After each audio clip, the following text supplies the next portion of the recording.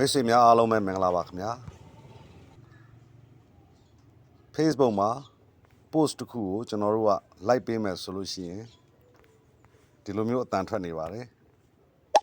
ဟုတ်ကဲ့ဒီအတန်ကိုဘယ်လိုဖြောက်အောင်မလဲဆိုတာမိတ်ဆွေတို့ကိုကျွန်တော်မျှဝေတင်ပြသွားမှာဖြစ်ပါတယ်ခင်ဗျာဒီပေါ်ကမြင်းသုံးချောင်းနဲ့မီနူးနေရာလေးကိုဝင်လိုက်ပါခင်ဗျာဟုတ်ကဲ့ပြီးရင်အပေါ်ကိုဆွဲတင်လိုက်ပါဒီနေရာမှာ setting and privacy ဆိုတာရှိပါတယ်အဲ့နေရာလေးကိုဝင်လိုက်ပါပြီးရင် setting ကိုဆက်ဝင်ရမှာဖြစ်ပါတယ်ခင်ဗျာ setting ကိုဝင်လိုက်ပါဟုတ်ကဲ့ကျွန်တော်ဒီမှာအောက်မှာ profile ဖြစ်ပြီးတော့အပေါ်မှာ page ဖြစ်ပါတယ် profile မှာပြောင်းမယ်ဆိုရင်တော့ switch profile ကိုပြောင်းပြီးတော့ကျွန်တော်အခု page မှာပြောင်းကြည့်မှာဖြစ်ပါတယ် page setting ဆိုတဲ့နေရာလေးကိုဝင်လိုက်ပါခင်ဗျာဟုတ်ကဲ့ပြီးလို့ရှိရင်ကျွန်တော်တို့အပေါ်ကိုဆွဲတင်လိုက်ပါဒီနေရာမှာ media and content ဆိုတာရှိပါတယ်အဲ့နေရာလေးကိုဝင်လိုက်ပါခင်ဗျာဟုတ်ကဲ့ဒီနေရာမှာ sound in the app ဆိုတဲ့နေရာမှာ on ဖြစ်နေပါတယ်ဒါလေးကို off ပေးလိုက်ရမှာဖြစ်ပါတယ်ပြီးရင်ကျွန်တော်စမ်းသပ်ပြီးတော့ like ပြန်ပြီးတော့မိတ်ဆွေတို့ပေးကြည့်မှာဖြစ်ပါတယ်အတန်မြေလားမမြေလားဆိုတာမိတ်ဆွေတို့စမ်းသပ်ပြမှာဖြစ်ပါတယ်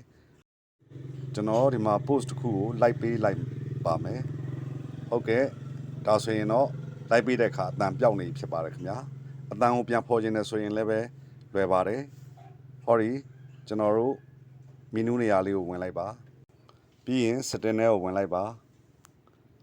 page setting ထဲကိုသွားမှာဖြစ်ပါတယ် profile ဆိုရင်လည်း profile setting ထဲကိုသွားလိုက်ပါပြီးလို့ရှိရင်ကျွန်တော်တို့ဒီမှာအပေါ်ဆွဲပြီးတော့ media and content ဆိုတာကိုရှာပါဒီမှာ sound in the app ကိုပြန်ပြီးတော့ online မယ်ဆိုလို့ရှိရင်ကျွန်တော်တို့ like ပေးတဲ့အခါမှာအတန်ပြန်ပြီးတော့ပေါ်လာမှာဖြစ်ပါတယ်ဟုတ်ကဲ့ဒီနေရာမှာကျွန်တော်ရွေးချယ်ပြီးတော့ like လေးတစ်ခုပေးလိုက်မှာဖြစ်ပါတယ်ဒါဆိုရင်တော့အတန်မြင်နေဖြစ်ပါတယ်ခင်ဗျာဟုတ်ကဲ့ဒီနေ့ဖို့ like ပေးရင်အတန်ကိုဘယ်လိုဖြောက်ထားရမလဲဆိုတာမိတ်ဆွေတို့ကိုမျှဝေလိုက်ရပါတယ်ခင်ဗျာဗီဒီယိုအဆုံးထိဝင်ရောက်ကြည့်ရှုတဲ့အတွက်ကြောင့်အထူးပဲကျေးဇူးတင်ပါတယ်အားလုံးပဲရွှင်လန်းချမ်းမြေ့ကြပါစေခင်ဗျာ